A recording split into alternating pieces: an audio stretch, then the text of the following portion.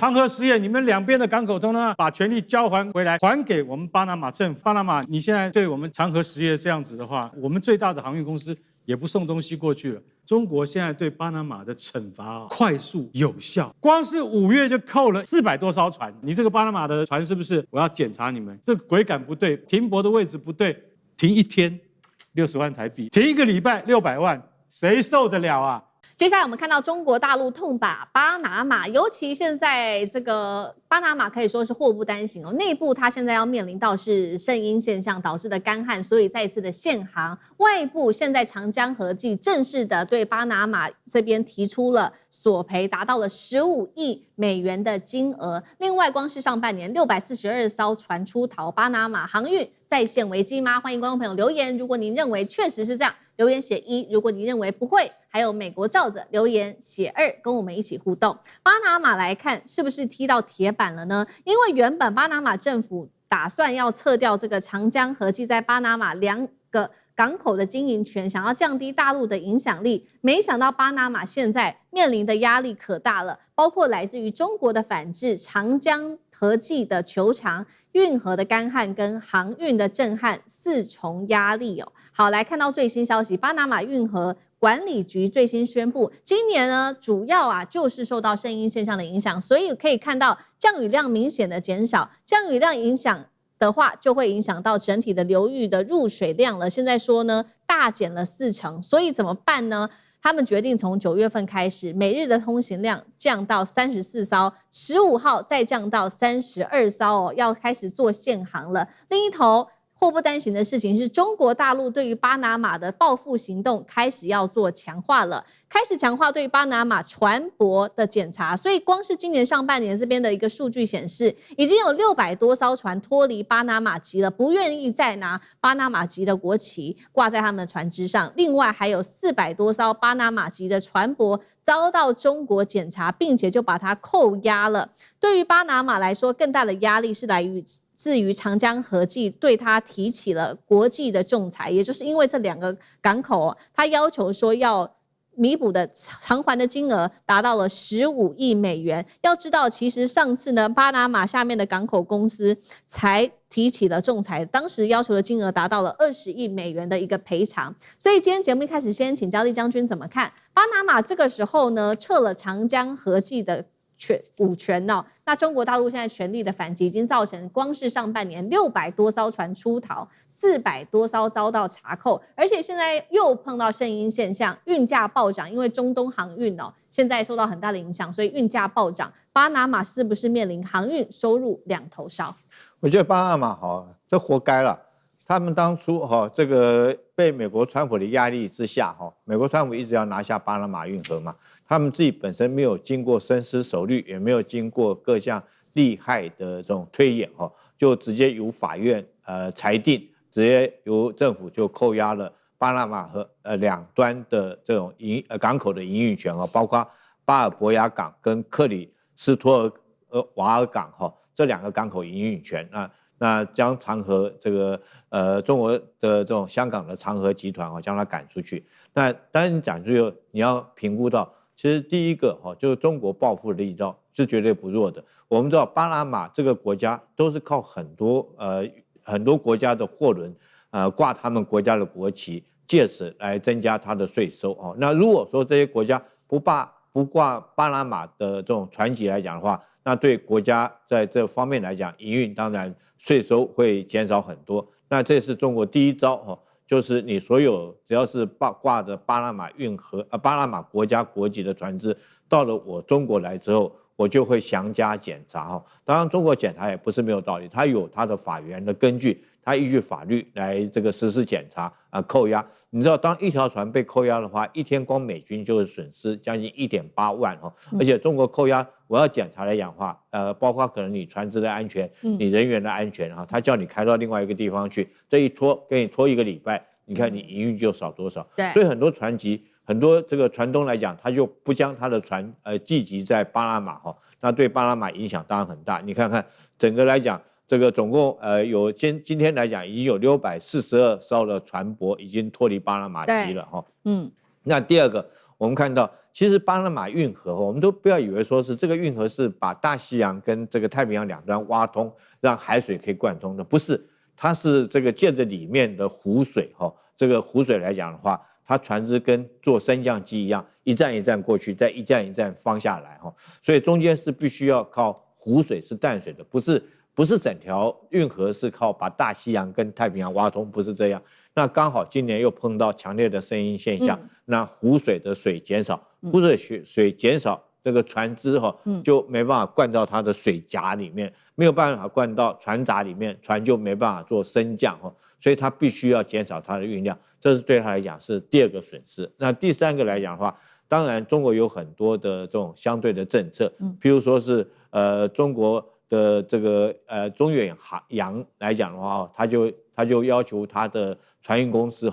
不要到巴拿馬去那當然就減少巴拿馬對於港口營運的營收當然最後長和自己本身來講也提出相關的刑事訴訟跟巴拿馬政府求償15億美元。但你要知道，光巴拿馬這條運河每年光營運的營收大概也就是30億美元。那如果說敗訴的話，等於有一半的錢要拿去賠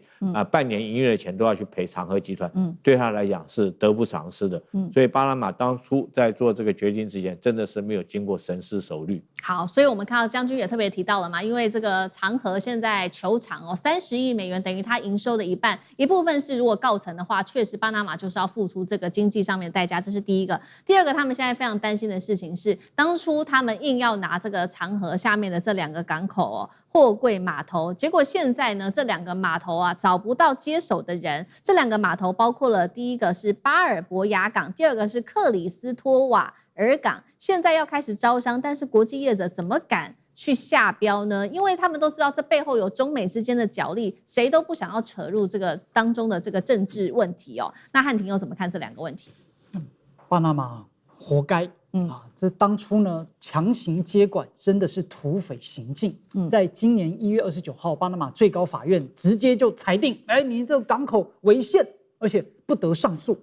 而且整個過程沒有提前的通知，也沒有協商，沒有緩衝的交接，所有員工是被迫指定的當場離開崗位，然後沒收他的全部資產，什麼起重機、車輛、電腦系統，全部都被控制。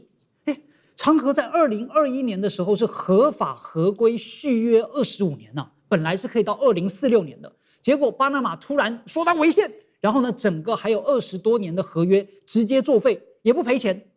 那現在呢，巴拿馬就交給了2家公司，但這2家公司期限最長18個月，而這2家公司都說，我們只做臨時的，長期也不考慮。為什麼？因為誰接盤，誰就要面對非常長時間的法律追償，還有大陸的外交壓力，再加上全球航運網絡的重新評估嘛，沒有人敢接。第一個就法律風險，長和的仲裁還沒結束這35億的美元索賠正在進行當中。如果巴拿馬敗訴，那新的營運商的合法經營權也有問題。對，所以誰願意拿真金白銀幾十億去投資一個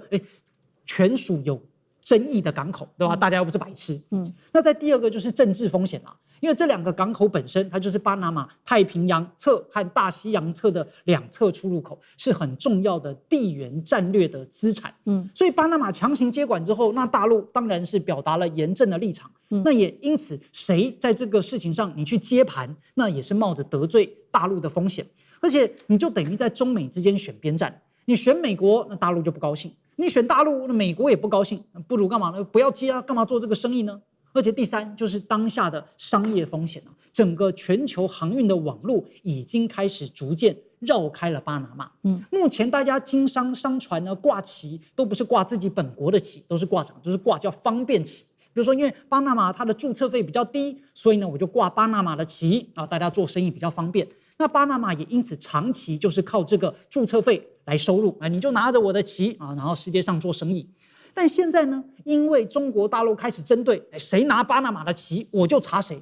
所以大家就不掛巴拿馬的旗反正我掛別的國家的旗，手續費更便宜那我為什麼一定要掛巴拿馬的旗？那當然就等於巴拿馬它的收入大減。同時呢，又因為天災就因為這個降雨量的關係，它的收入也大減。所以巴拿馬現在當然是受到了打擊。好，我們剛剛聊的就是中國大陸的制裁報復之下，對於巴拿馬的船籍還有它的港口受到了非常嚴重的影響。但是我們如果把眼光再往更大的一個方向去看，其實不僅僅是對這2項造成影響而已，現在影響的包括巴拿馬整體的航運，還有它的物流產業，甚至是它的國際港口地位都受到嚴重的衝擊。因為巴拿馬目前是全球最大的船舶註冊中心之一，但是我們剛剛講了嘛，看庭也提到了，現在有很多的船商他們決定跳團級，損失的不只是註冊費而已，是整套的航運、保險、金融相關的港口服務的產業鏈。再來，我們剛剛也說了，對於巴拿馬作為國際的重要港口地位也有影響，是因為中國遠洋集團停止部分的貨物輸往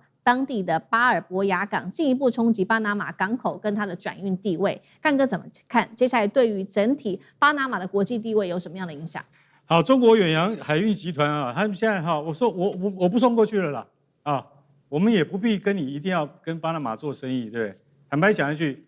中國遠洋海運集团，他們最主要每年的這些航運，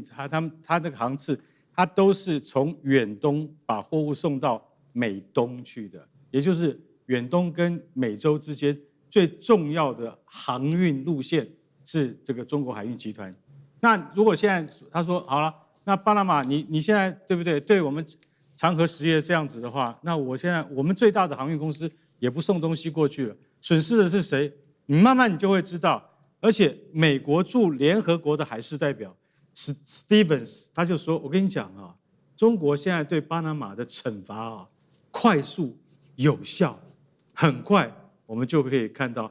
巴拿馬的國內反對的聲浪。你看，他駐聯合國的代表都已經這樣子講了，對，但是他只敢在聯合國講，他回到美國他不敢講，為什麼？他回到美國看到川普他就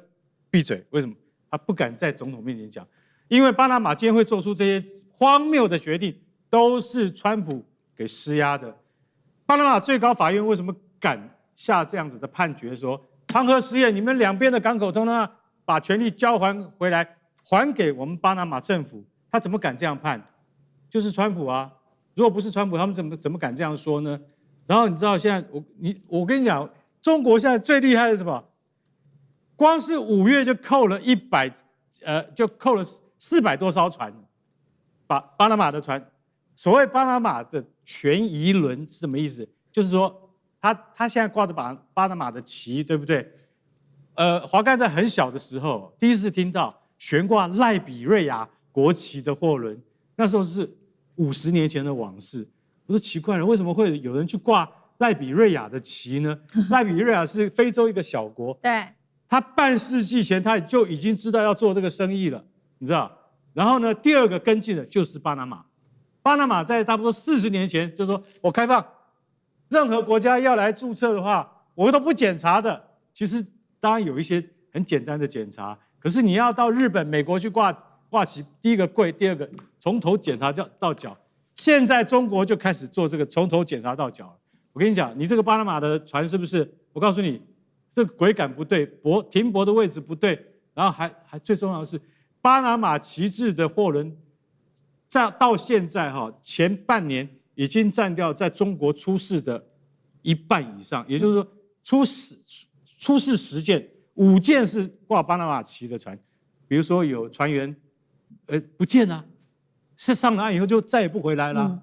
不然就是什麼？不然就是突然人就在岸上，不知道哪個地方就死掉了，然後遺體還送回來說，這遺體怎麼辦？這樣子，他說奇怪，為什麼就你們這個國家的船一直出這種事情呢？所以說我要制裁你們，我要檢查你們。剛才酈將軍講了，停1天60萬台幣，對，停1個禮拜600萬，誰受得了啊？對，我就這樣，你要整我是吧？我回頭整你的話，我是絕對不手軟。所以 Stevens 說，我跟你講，中國這種方式很快就會收到效果，因為巴拿馬1年從全移輪掛旗這種方式可以賺30億美金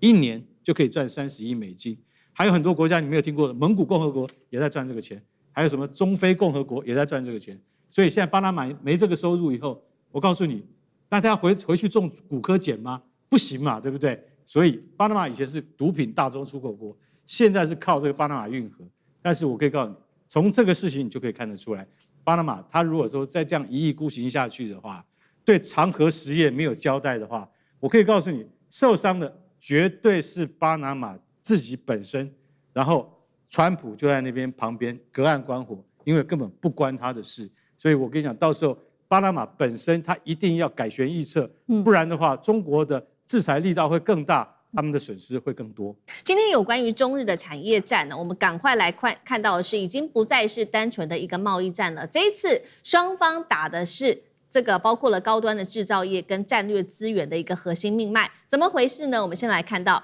一邊是日本，他現在拿着他的高端機床來當做他的武器，來卡住中國製造業的升級。另外一邊，中國大陸現在呢祭出的是稀土還有稀有金屬來反制日本，當做它的籌碼，要掐住日本高科技的原料命脈。先來看，這是最新消息，日本的最新消息，從8月16號開始就會正式的收緊它的精密機床對中國大陸的出口管制了。高市早苗甚至自己親自跳出來說，相關新的申請是否接下來會放行，他會來親自做審核。連高市早苗都已經出來喊話了。那麼為什麼要這麼做呢？因為他們希望能夠卡中國大陸在半導體、航太、機器人、汽車、軍工領域的發展，這一些領域要發展都需要用到高端機床，而中國大陸現在的弱點恰好是它有70%的需求，至今都還是仰賴日本的。那麼我們也來看到，就在這個日本宣布對中國大陸的這個限制之後，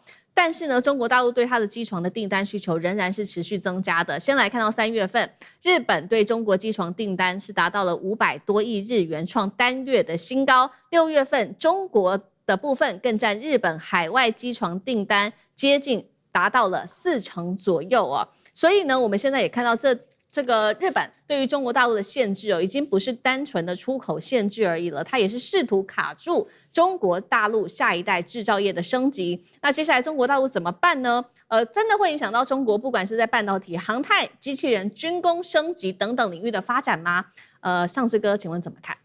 好，日本出手哈，那這次針對中國會不會打到中國？可能會哦。目前這個是最新的一個日本決定，要對於中國當中有點一個反制的部分的措施。我們知道之前日本反制像是光刻膠，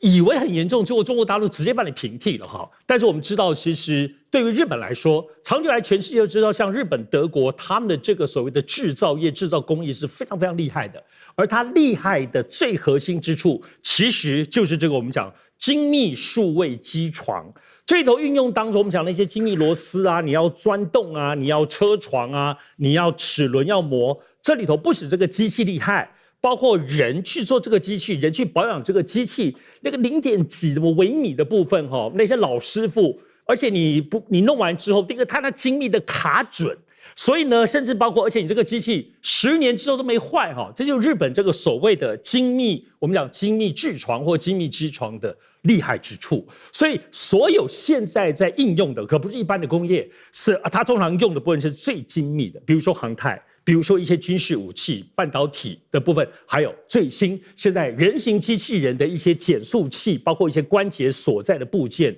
都需要這個東西。好，就日本為什麼突然這樣子哈？那它當然是針對一個叫做輸出貿易管理法去修這個法。這個法呢，其實2024年日本就開始一定在修哈，因為已經很久了。只是修着修着當中突然加速，而且就是在這幾天突然這樣子宣布。好，它宣布是有備而來的。要知道現在所謂這個精密機床是什麼概念？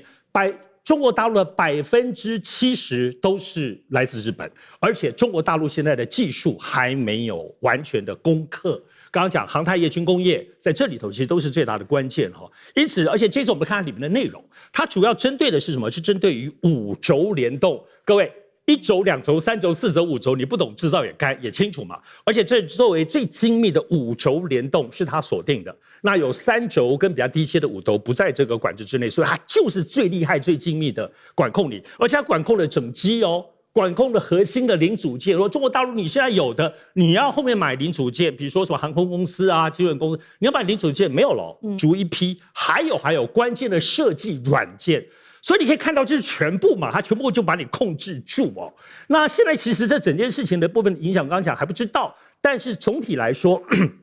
中國大陸評估。有可能會影響2-3年，要到中國大陸能夠全部攻克，有可能2-3年才可以。所以现在受過的影響，但現在整體評估，這一次到目前為止，日本的部分並不是死絕的把你切斷，它可能還是有一些漏洞。或者比如說，第一個它不是全部的禁運，你還是可以申請審批。只不過剛剛講高市早苗其實都放話了哦，如果你現在最新的部分，他們現在預估中國大陸的軍工業啊、半導體的業，你是80%，大概是絕對不可能，你申請他也不會給你。但是現在可能的途徑就是像先前在稀土，日本也是這麼做。繞到歐洲，也就是說，現在如果第三國的二手機或者繞到部分是國外的子公司生產呢，子公司貼牌的，目前就不在這個禁運裡面，所以這裡可能有這麼一點點漏洞。我想高市早苗為什麼突然這麼做，可能跟他最近的背景有關，還是值得講一講。要知道，最近其實日本跟以色列方面已經在接觸，準備要簽訂更大規模的部分的所謂的軍事同盟的合作。這裡頭包括以色列準備打算把包括無人機、包括一些導彈以及各式各樣武器，包括軟體，要整個什麼樣規模呢？1600億美金，包括日本在內一起合資，要準備把這個生產線轉移到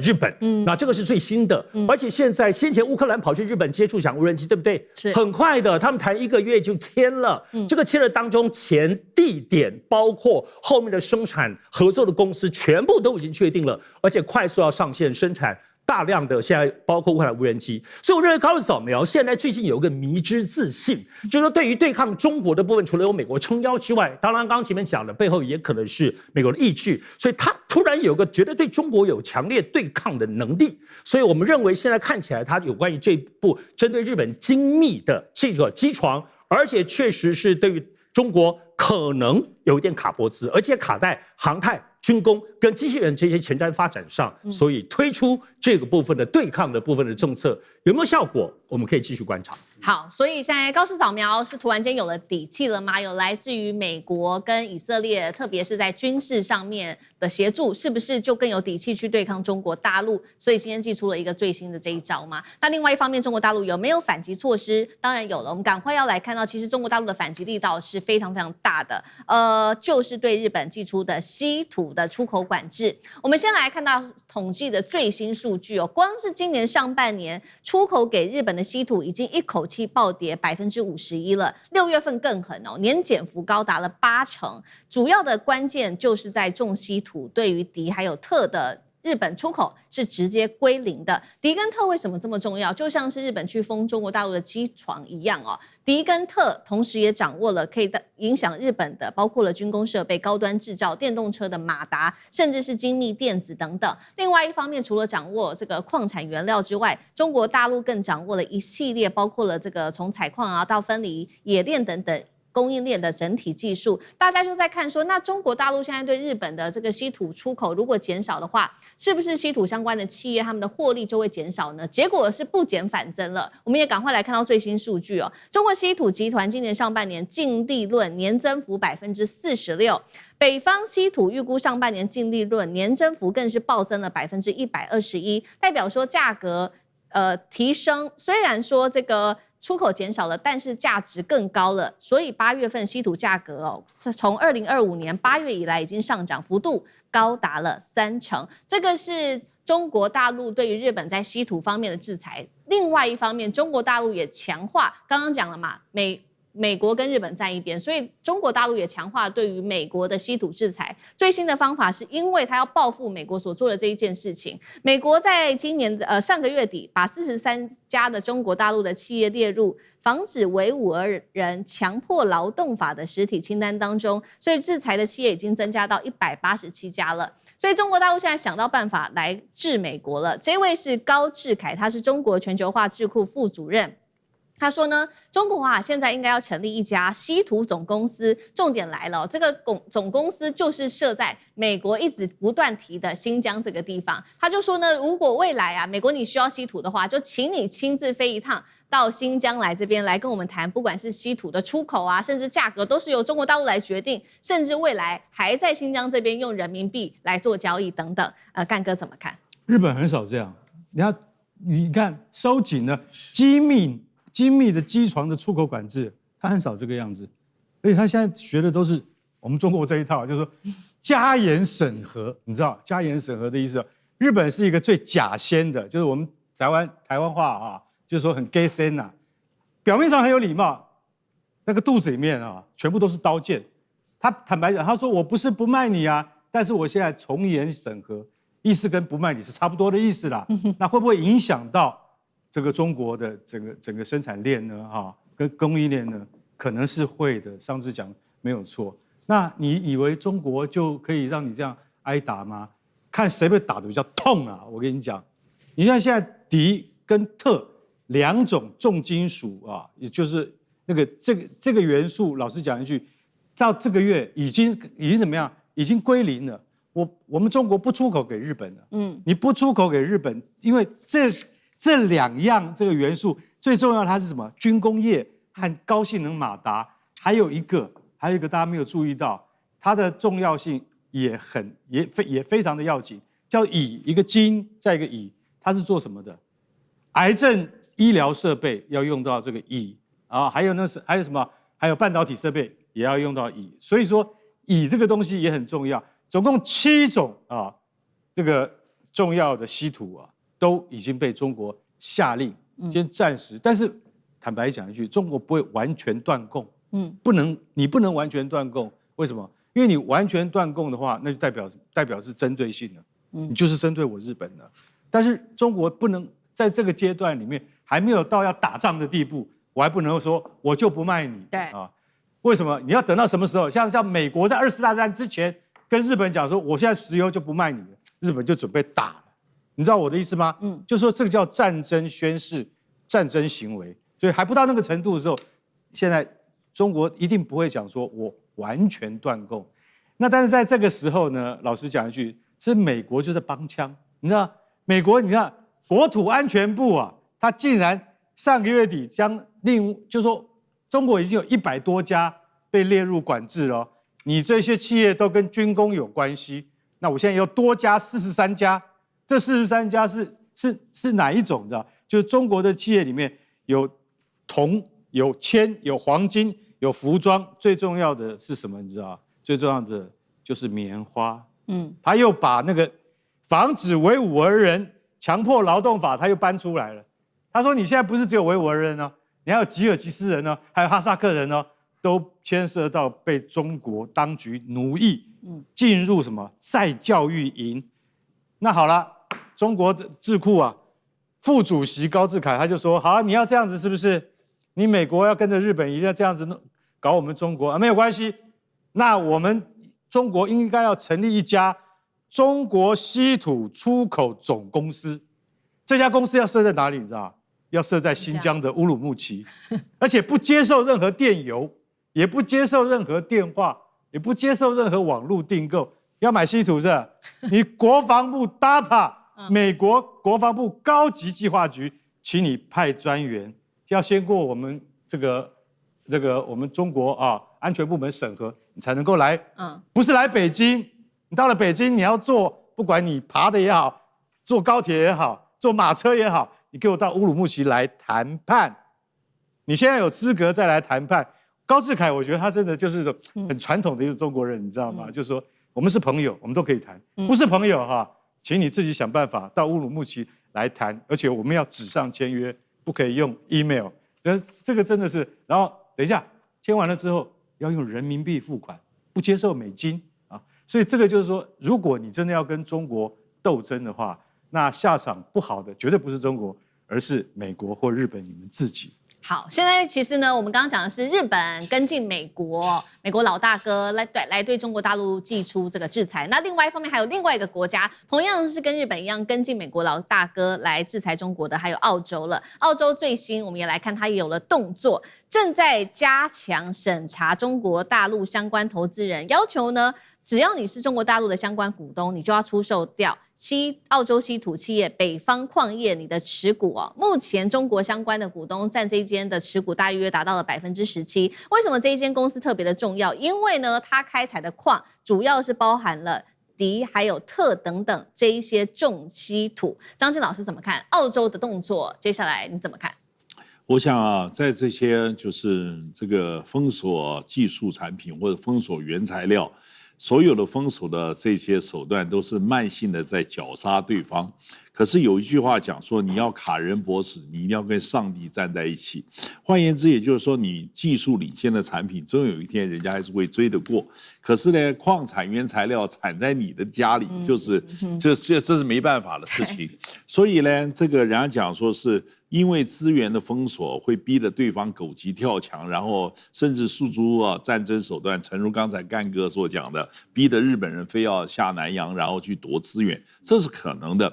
那我是覺得這個澳洲呢，他現在針對股權上在這個做這個文章，我想必須要提醒一下，在西洋的這個海洋法系的國家之中，你不可以針對單一的這個企業去立法，你可以用行政手段去要求。可是呢，他萬一要求普遍性立法的時候，其實這種做法是沒有辦法站得住腳，所以在這邊要提醒。至於高志凱先生講說是把那個稀土工業全部拉到那個就是新疆。我以前新疆有一個這個，就是美國有個參議員叫 Tom Cotton， 他們動不動就是找新疆的棉花開刀，結果新疆就取了一個名字，這個棉花種叫 Tom Cotton。說為什麼叫 Tom Cotton？ 說因為美國的棉花的時代有一個湯姆叔叔的小屋啊 ，Uncle Tom's 的 Cambion， 所以我們這個新種的棉花就叫 Tom Cotton，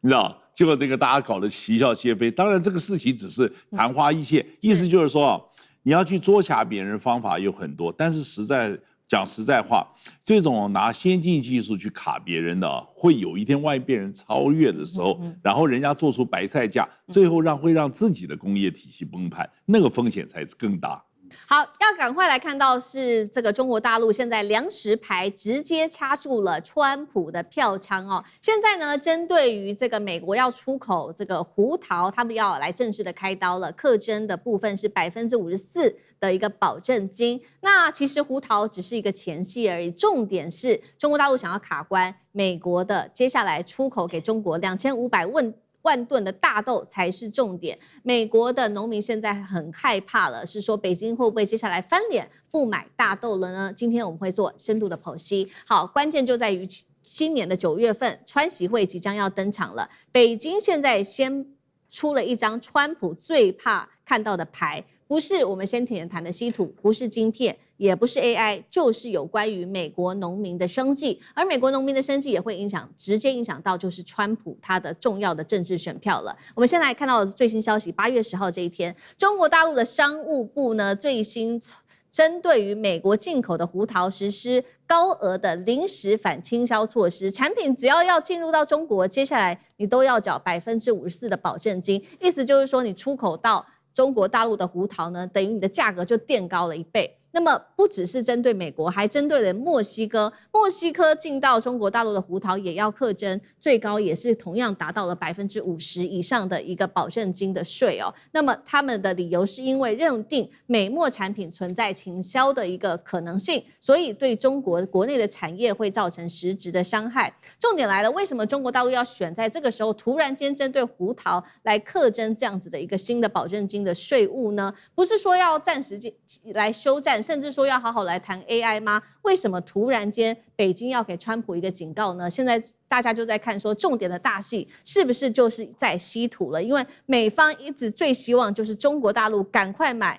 這個自己的稀土。那我們也來看到有關於稀土的量。2016年，中國從美國稀土大豆是一度佔中國進口來源高達了41%，但是2024年只剩下20%，直接減少了一半。那中國大陸不足的這個大豆從哪裡來呢？現在是看說轉向了巴西、阿根廷跟烏拉圭等等的國家。接下來美國農民怎麼辦呢？少了幾千噸可以輸出他們重要大豆的國家，美國農民會不會成為犧牲品？上志哥怎麼看？好，中美之間開始有點緊繃，有點衝突咯，大家要特別關注。這個是在這個5月呢，這個北京川習會之後，不是氣氛很好嗎？說要有個這個穩定的戰略什麼合作關係、建設關係什麼鬼的，但是現在看起來，歷經了3個月後，所有這些談的東西是不是就進入緊張狀態了呢？我們現在來看啊，中國對於中美之間，大家要分層來看，什麼意思呢？更核心、更戰略高層的是跟科技有關的，科技的、AI 的、戰略的、國防的等等的這些東西，這是大家彼此不讓的。然後呢，它有一個下層，因為下層的東西跟大眾、跟美國、跟中國大陸的生活有關，這裡頭就是貿易的。然後另外剛剛講稀土也算是已經是戰略了哈，好，所以特別是在貿易這些跟其中選民有關。好，中國大陸商務部突然丟出這個東西，是這樣子，它是針對於堅果類，胡桃大家聽不懂，就是核桃啦，就是堅果類有核桃，這次這個裡面清單有核桃，有開心果，有杏仁，這都所以影響加州其實蠻多的哈。那但是這裡頭怎麼說呢？這裡頭其實第一次出現就是這3個關鍵叫做反傾銷稅。中國大陸過去對美國沒有推出反傾銷稅，往往都是報復性的一些關稅啦或抬高，在農產品這次出現反傾銷，這是第一次，因為中國大陸開始用反傾銷這個東西在農業上出現了哈。那但是我們看說它為什麼要這樣？除了難道是反傾銷嗎？其實當背後其實我們也都理解，中國大陸因為長期以來對於所有過去對美國農業當中就是優先美國嘛，早先對優先美國，但是中國大陸這些年，特別是這2-3年的，是開始對於長期的供應鏈在做分散。我舉個例子，這次這個核桃，除了中國大陸自己雲南、新疆也開始生產很多核桃之外，核桃跟烏克蘭買很多哦，很神奇哈。那麼，所以這裡頭其實有些中國大陸這些戰略的考量蠻有意思的哈。好，但是重點還是中美的這個貿易衝突啦。大家其實在關注的，除了這個核桃，這是一小部分，還是在看現在中美貿易當中5月大家甜蜜蜜。那到底現在，比如說大家去看美國的大豆、玉米、高粱、小麥，這是很重要一塊。畜牧業的包括牛肉這些所有的進口，還有另外包括水果，這通常是這5大類啊，3大類。我们來看大豆，大豆很重要。大豆是這樣子，先前談判5月的時候講的甜蜜蜜，2026到2028年連續3年，每年要採買2500萬噸。好，中國1年全世界買是1.1億噸。好，所以2500萬噸現在大概都20%而已。結果到目前為止，包括上個禮拜才剛剛又買了80萬噸，才買600萬噸而已。好，當然美國大豆是這樣子，它通常是下訂單，現在買訂單，10月、11月才裝船，好，才裝船。可是我們看中國大陸到底那1月到6月嘞？好，1月到6月，中國大陸全世界，尤其巴西買了多少？買了5000萬噸啊，所以達標了。可是唯獨美國沒有按照規劃買，所以這裡頭還是有施加壓力的這個味道在裡頭。所以看起來其實在5月份之後，好，但中國大陸為什麼在這個當中，沒有符合先前5月談判的氣氛呢？是中國違背諾言嗎？沒有。中國大陸在當時非常重要的，你的貿易、我們的稀土、中美之間所有一切是針對於台美軍售這件事情，140億美金。你要有交代，當時是這個完全就是攤開來講的。當時其實也就是他們說回去考慮半天，可是回去已經快100天了。美國方面對於台美貿易沒有後續，對，沒有吱聲。而且最近看到對於日本方面的很多軍事動作，我們剛剛前面提到的對於以色列啊、烏克蘭等等，然後呢，烏克蘭要跑到台灣要來做無人機這件事情，包括我們剛剛舉的漢光演習當中，整個完全這個張進大哥是專家了，所以基本上就是美國的劇本、美國的要求、美國要檢驗的東西，跟過去漢光演習不一樣。所以美國方面你可以看到，不要說台美軍售，對於台灣軍事的所謂的這個。所謂的背後的，不要說指指點點，背後在操盤這件事情沒有任何一絲鬆懈，甚至更加強。所以這個背後是不是真正的回到來講，中國大陸對於美國關係包括農業貿易承諾的東西都停手，無論大豆買了600萬噸而已，然後呢，包括現在還丟出一個核桃的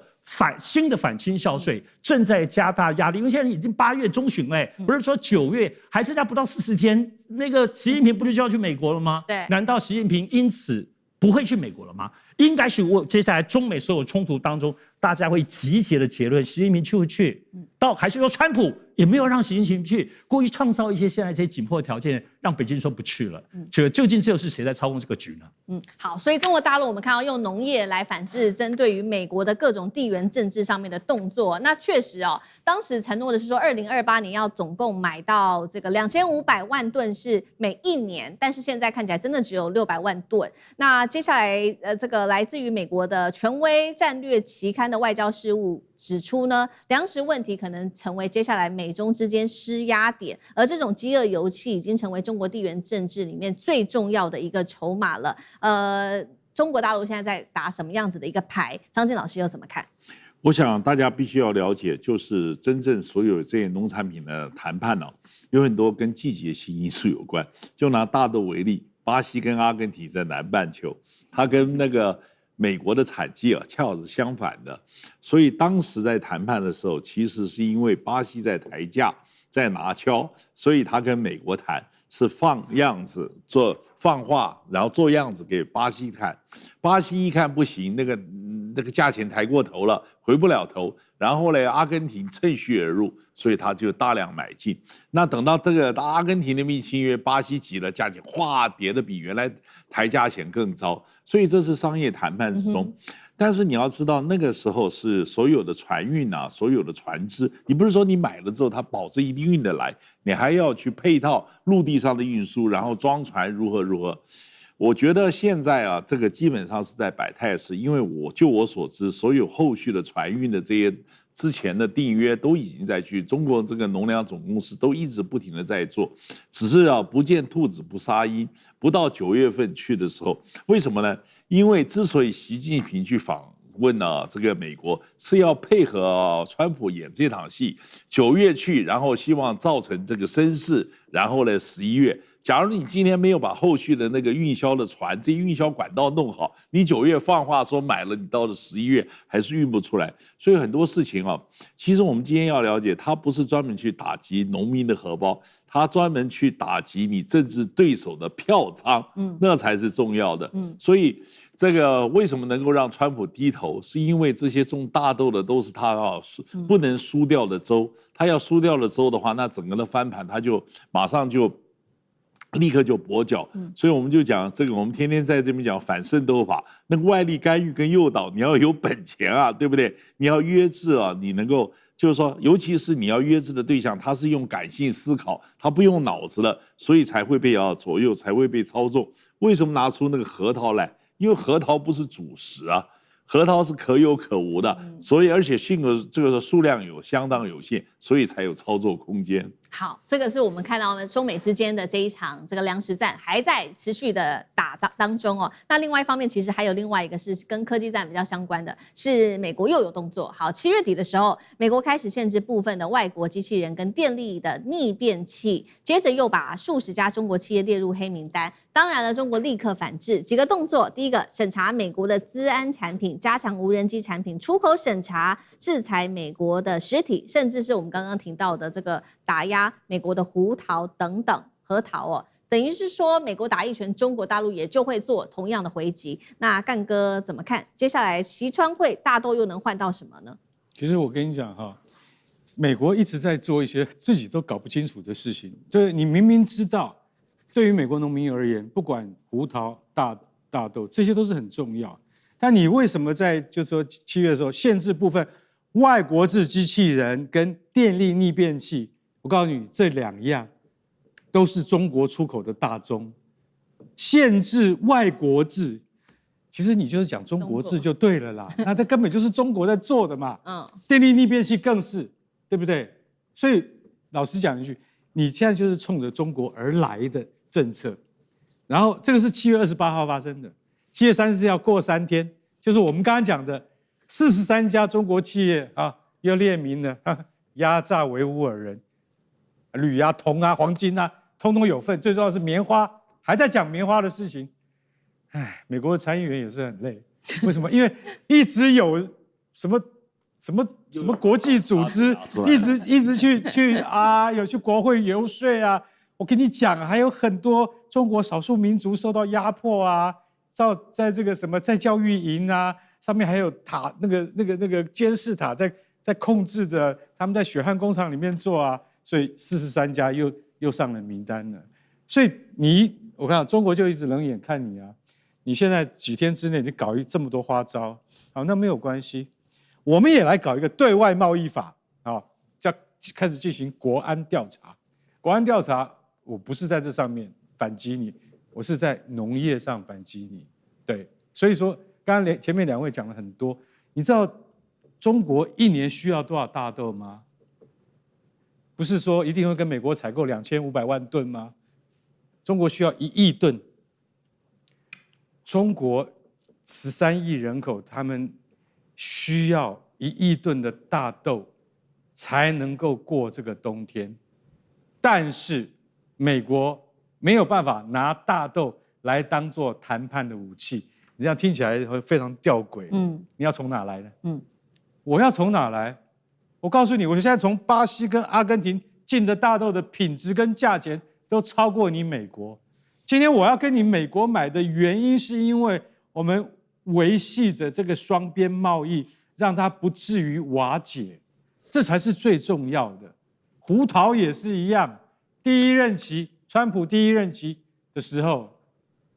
中國就拿胡桃乾，張老師講的，說這個